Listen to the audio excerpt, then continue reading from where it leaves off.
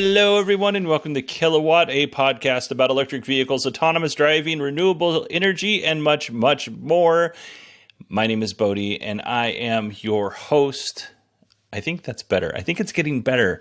I don't think it's quite there, but it's definitely better. All right, let's talk about today's show. On today's show, we're going to talk a little bit about GM, Fisker, Polestar, just a little bit. We don't have very much news, and we're going to get into some minor Tesla stuff, and then I'm going to talk a little bit about my experience with full self-driving. But before we do that, let's talk about next week, because next week is when the Consumer Electronics Show starts. And you may be asking yourself, didn't you go to that last year? Didn't you want to go this year? The answer is yeah, I kind of did. But when I looked at the state of the EV market right now, everybody's saying the EVs are not selling, which that's complicated, and I'm not buying the reason why they're giving us that they're not selling, and we'll get into that here in a little bit. But also the LA Auto Show didn't really have a lot of interesting things to display. Like I'm not even hearing a lot of good rumors, and I only have a certain amount of money to spend on travel for this show. And I was like, you know what? I'm going to sit CES out this year. I have training the week after CES that I have to attend. And, the kids got stuff. And honestly, I don't think it would be worth my money, even though CES offered me and probably a billion other people free tickets to go to the show. And I can stay with a friend of mine who lives in Vegas. It didn't make sense for me to go. I don't know that there's going to be that much for me to cover. Maybe next year. Maybe I'll go to the LA Auto Show this year. I don't know. Just in terms of money and time spent, I think I'd get just as much value staying at home and covering it versus going and spending a couple of $100s on a plane ticket and, maybe another couple $100s in food. Not a lot of money in the grand scheme of things, but also I think I could cover it just as good from home. But I do want to do more of these shows. I really enjoyed CES. It was a lot of fun. Allison and Steve Sheridan are going to CES, so that's exciting. Hopefully, if they see something neat, maybe they'll tip me off. But yeah, next week will be dedicated mostly to CES and anything fun that comes out of that show. All right, let's go ahead and jump into our EV news. And the first thing we're going to talk about are EV fire trucks. And I put this rundown together. I made my kids dinner. It's Thursday night. I made my kids dinner. And guess who sends me a message? James of True North EVs. And he said, hey, did you see that Mesa Fire Department took delivery of an E1 Vector fully electric fire truck? And in fact, I had. And I'm pretty excited about it. In the area that I live in Tempe. Mesa's a neighboring community. They're not the only ones that have a fully electric fire truck. Gilbert has a Pierce Volterra.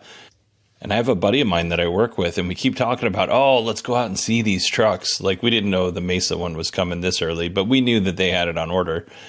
But the Gilbert one, that was put in service maybe a month and a half ago.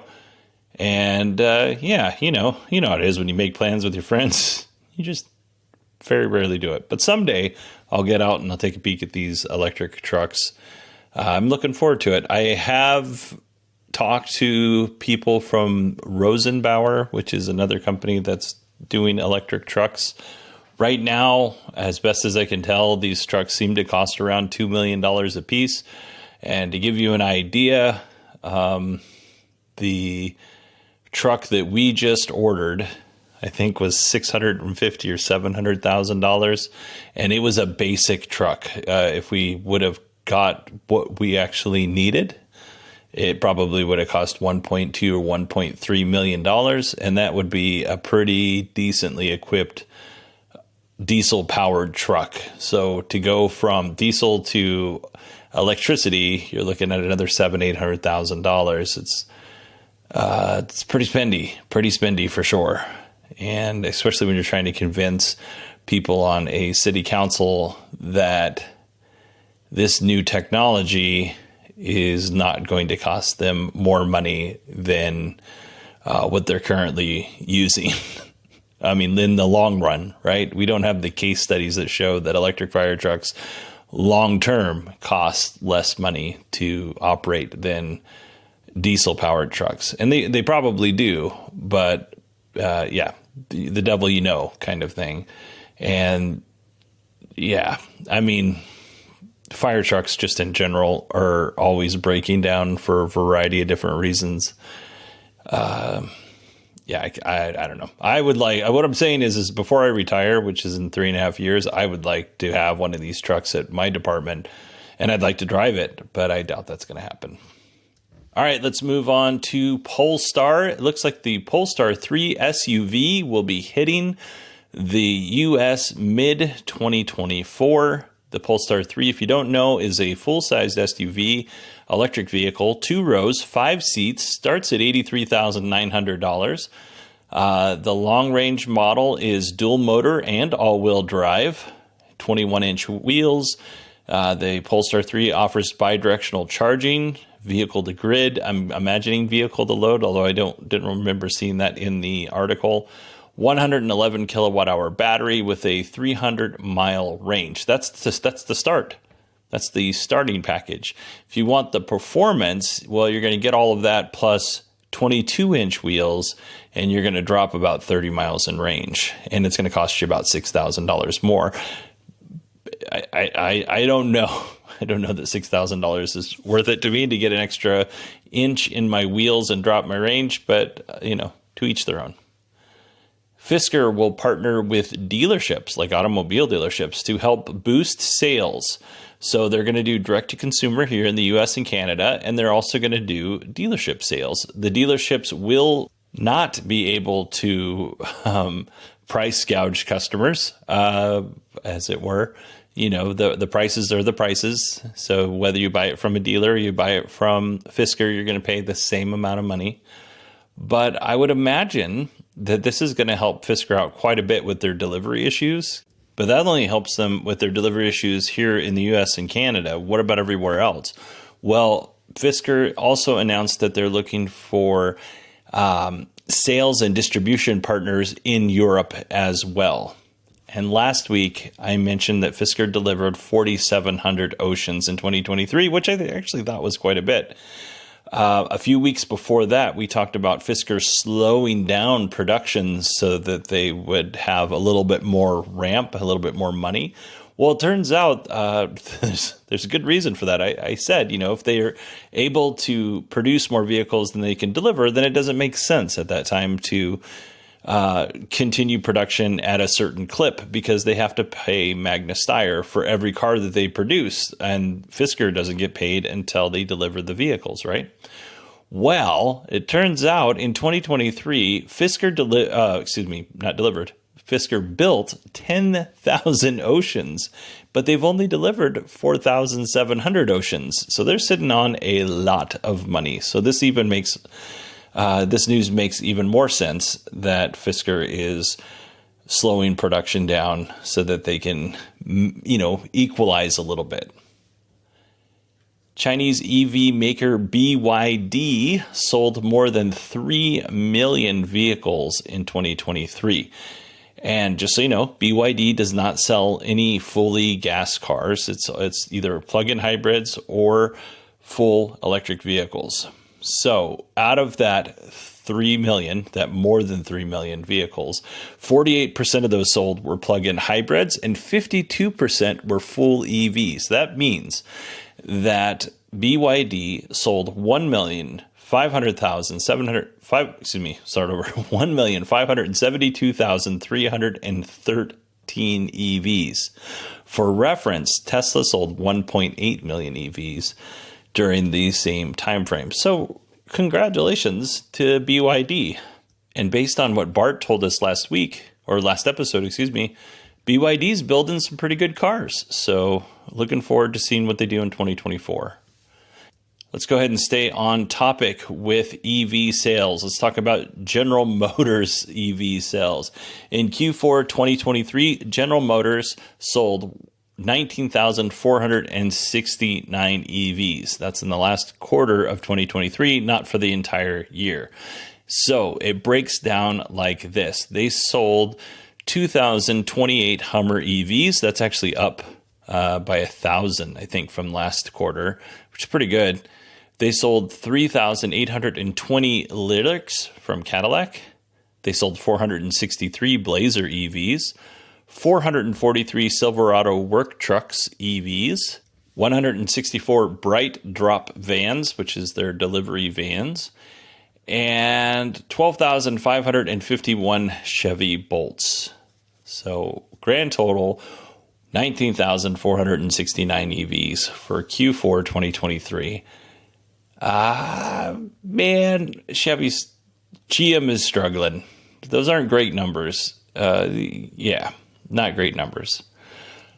I do have a little bit more news about the Chevy Bolts, though, but we'll talk about that in just a moment. Last week, we talked about Chevy pausing the Blazer EV for software issues.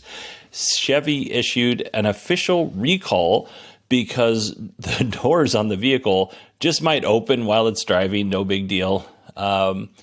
Turns out there's an issue with the door strikers. Some people call them a nadir pin, but basically it's what keeps your doors shut.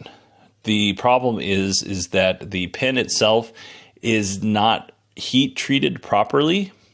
There was an issue when they were lining a door up in the factory and one broke, but it doesn't look like this has caused any real world problems. Like they're not coming open while you're driving. The recall also affects ICE versions of the Chevy Blazer, the Equinox, and the GMC Terrain. In total, 465 vehicles were affected, and only one of those was a Chevy Blazer EV, which I think is so interesting. I get that they only, delivered about 463 of them, but only one got this striker plate, and it got an issue. It got a recall. If you are that one person, make sure to sell your car with this recall. It is memorabilia at this point. Let's see here. Okay, this is the Chevy Bolt article. So we mentioned that in 2024, some electric vehicles that qualified for the EV tax credit here in the United States would no longer qualify. Well, turns out a lot of GM's vehicles no longer qualify. If you want to purchase a vehicle from General Motors that is supposed to qualify or did at one point in time qualify for the $7,500 tax credit, GM will give you $7,500 in incentives to offset the loss of the tax credit. So not too shabby. Now, I told you that story, so I could tell you this one. If you can still get your hands on a Chevy Bolt, then there's good news because it still qualifies for the $7,500 tax credit. And because of the way that the new EV tax credit rules work, is you can actually take this $7,500 off your purchase price rather than waiting to file your taxes. So the starting price for a Chevy Bolt is $26,500. You bring $75,000 off, or excuse me, $7,500 off of that. And then you add some fees on top of that. You're right around $19,000. And of course, you got to add tax on top of that as well. Tax depends on where you live. So I'm not going to, try adding that in there. But all in all, Chevy Bolt, around $19,000 starting price with that $7,500 tax credit. Not too shabby. All right, that wraps up our EV news. I have a goal, and it's a pretty reasonable goal, I think. My goal is to get one new Patreon subscriber a month for the rest of the year. That's only 12 Patreon subscribers. So if you would like to become a Patreon subscriber, go ahead and go to patreon.com/kilowatt or supportkilowatt.com, and you can sign up for $1. Not only do you get rid of the ads, you get the warm, fuzzy feeling of supporting this show. And now that I am doing this Patreon plug, I haven't put much thought into this because I just kind of thought of it right now as I'm looking around. I have things to give away to people. So maybe we do a giveaway. If we get one person to subscribe at $1 that month, I'll give something away. Right now, I'm looking at 2 Hot Wheels EVs. One is an Audi, and the other one is a Mach-E.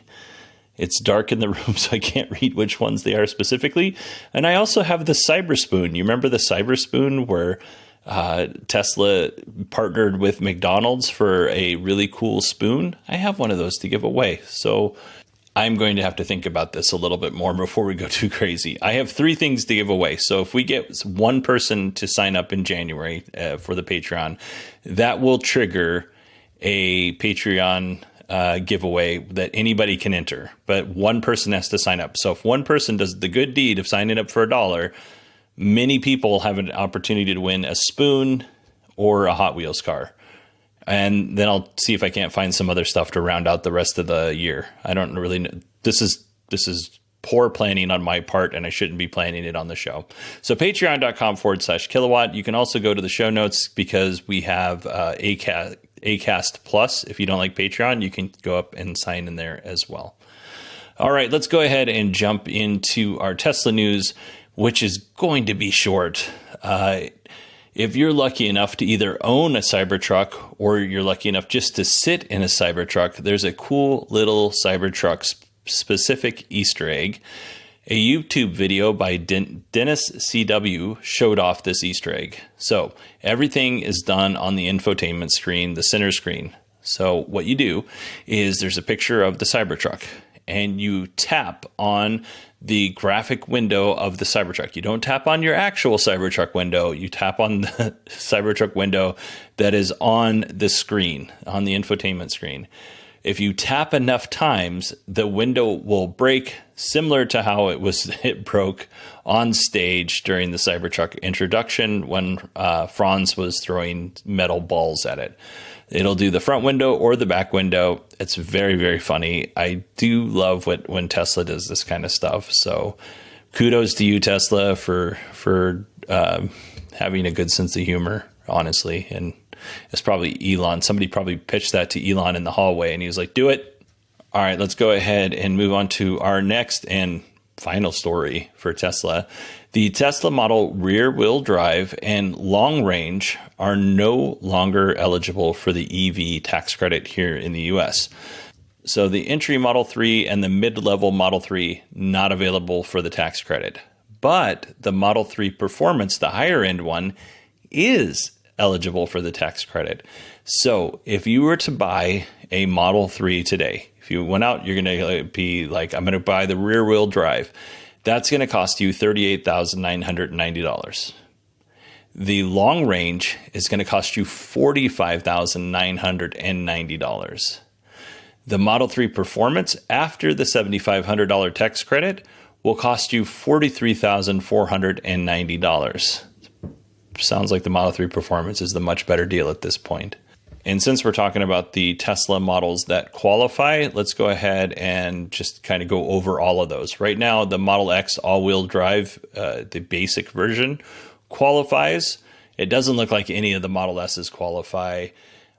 Right now, it appears that all of the Model Ys qualify, but that might change. Tesla had a warning just before going into the new year that the Model Ys may not qualify for this tax credit going forward. So we'll have to see on that as we get further into the year. And just one little additional story here real quick. The Model Y has passed the Model 3 as the best-selling EV in history. We knew it was going to happen, and now it's official. All right, everybody, that is it for me this week. I hope you all had a wonderful new year. I hope you all have a wonderful 2024, to be honest with you.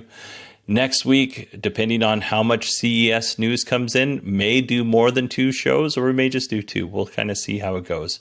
I'm not anticipating a lot of EV news coming out of CES, but I could be wrong. If you want to email me, you can. You can go to Bodie, BODIE, at 918digital.com. You can find me on X at 918digital. And you can check out the show notes to see how to support the show. All right, everybody. Thank you so much for listening through 2023. Thank you for continuing to listen in 2024. Hopefully I don't know if you heard that. That was my confidence falling onto the desk, that little clink, clink, clink noise.